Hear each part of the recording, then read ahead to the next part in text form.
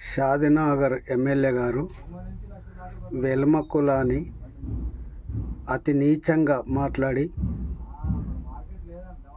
మా ఆత్మగౌరవం దెబ్బతినేలాగా మీరు మాట్లాడారు. మీరు ఏ కులానికి సంబంధించారో నాకు తెలియదు. మమ్ములని తిరగనీయము అని అన్నారు.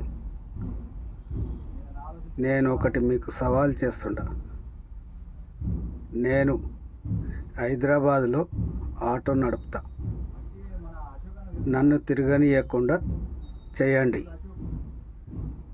నేను చెప్పేది ఏంటంటే, నీ బలగము, నీ కాంగ్రెస్ నాయకులు అందరూ వచ్చి నా మీద దాడి చేస్తే నేనేం చేయలేను.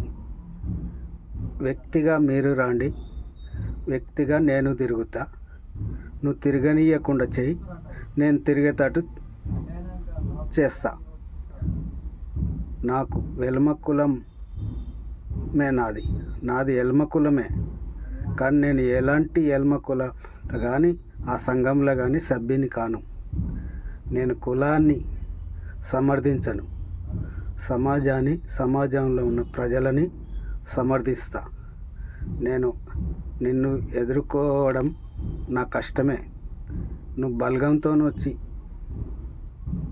నన్ను దాడి చేస్తే మాత్రం నేను తట్టుకోలేను. నీ విన నేను కేసు పెట్టేంత శక్తి నాకు లేదు. ఎందుకంటే నేను రోజుకు 200-300 రూపాయలు సంపాదించి బతికేవాడిని నిజాయితీగా.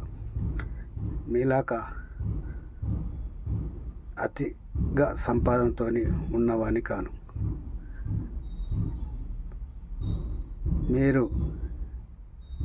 మీలాంటి వాళ్ళు ఉండబట్టే భారతదేశం మొత్తంలో ఎంతోమంది మీలాంటి వాళ్ళు ఉన్నందుకే ఇవాళ రాహుల్ గాంధీ ప్రధానమంత్రి కాలేకపోతుర్రు. ఇక ముందు కూడా మన 2029లో కూడా రాహుల్ గాంధీ ప్రధానమంత్రి కాకుండా మీ పార్టీ వాళ్ళే, కాంగ్రెస్ వాళ్ళే చూసుకునే బాధ్యత తీసుకున్నారని మేము భావిస్తున్నాం.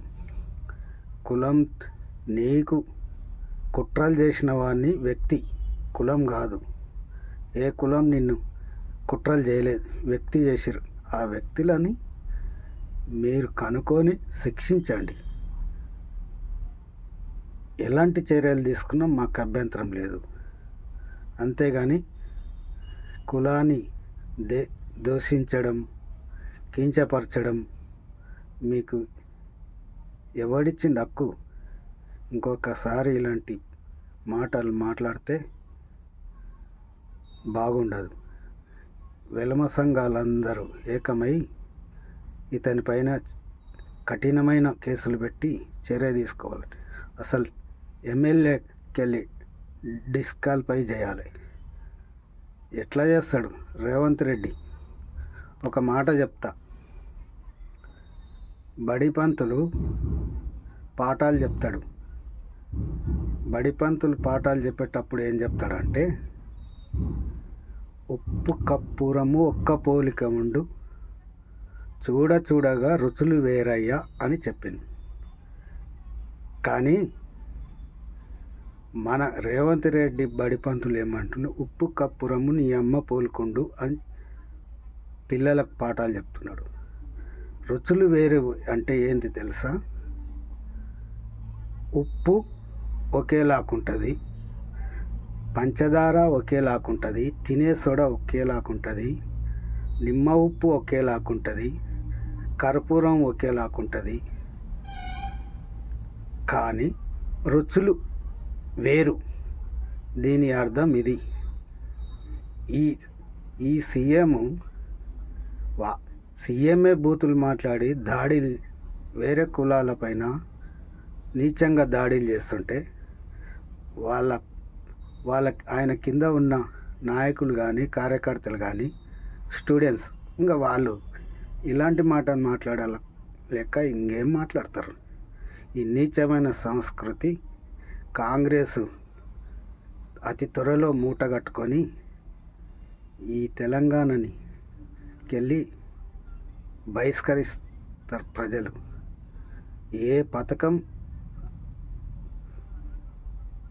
అమలు చేయలేక ఫ్రస్ట్రేషన్లో ప్రతి దాన్ని కేసని, కులమని, మతమని, వర్గమని వేరు చేస్తూ ఈ ప్రభుత్వాన్ని నడిపిస్తున్నారు.